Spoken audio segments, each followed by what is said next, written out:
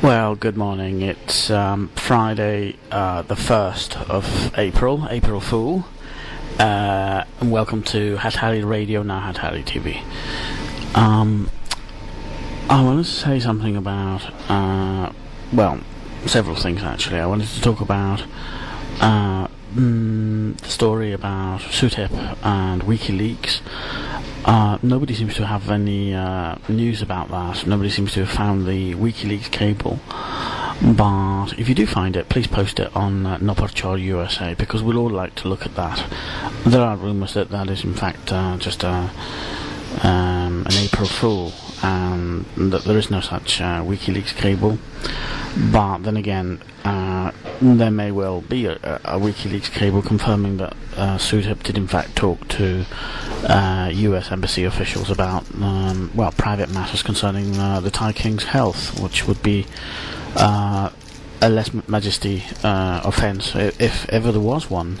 But of course we all know that double standards are applied in Thailand, and that royalty, yellow shirts, Democrat Party members, etc., they get off these offences easily, but everybody else goes to prison because this law is used in a political way. That's the first thing I wanted to say. So if you do find the cable, please post it on Noparchor USA for the rest of us to see. The other thing I wanted to mention was, well, something, a WikiLeaks cable, I'm sorry, the WikiLeaks cable, I mean a Twitter, a tweet from someone called Media War, which I think is quite interesting, because I've been talking about this recently. I've written an article about this, and I've sort of hinted strongly at this several times, but this is the first time that I've seen somebody else mention this, which I think is interesting, because other people are now beginning to get this sensation. Let me read you the actual tweet. It's from Media War, and he says, "Has anyone else got the same thought, that unprecedented floods in southern Thailand are man-made, the same as last October, November up central and eastern Thailand?" Yeah, I've got that sensation. I've been saying that all along. I said it back in October, November, when Chiang Mai was flooded severely, and I've had the same sensation now in southern Thailand. So what's the sensation that some people are beginning to have? Well, isn't it a coincidence, for example, that before the Chiang Mai floods, the media were banging on about King Bhumipon's cloud seeding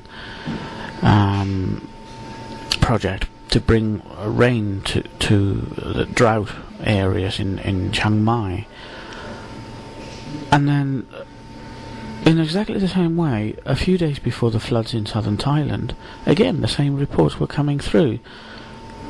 The royal cloud seeding projects, the Rainmaker King, again exactly the same. Every time there's a severe flood, usually a few days before that, there's always some reports in the press about King Bhumipon helping people with his cloud seeding, trying to bring rain to people. And I don't think this is a coincidence anymore. Like Media War, who has just tweeted this message, I'm beginning to think that there is some link. There is some link between these cloud seeding, rain-making projects that Bhumipon seems to be so obsessed with, and these terrible floods where people are getting killed. I'm absolutely sure. Nobody seems to be looking into this or making any comments about this, probably because they're afraid of being accused of lèse majesty. But I think there's a link. I'm beginning to suspect that there's a link, and I'm beginning to think that these terrible floods in the north of Thailand and in the south of Thailand are actually provoked, that they're actually the consequence of cloud seeding. And if that is true, then I think people need to look at this, because it's completely irresponsible to provoke heavy rains and cause floods in which people are suffering and losing their homes and even dying. I don't know if you've got any thoughts about this yourself, but if you do, just post some comments on Noparchor USA and let me know what you think. Let me know if, like myself and Media War, we both agree on this, that perhaps these floods are not natural floods, but actually the consequence of meddling with nature. Let me know what you think.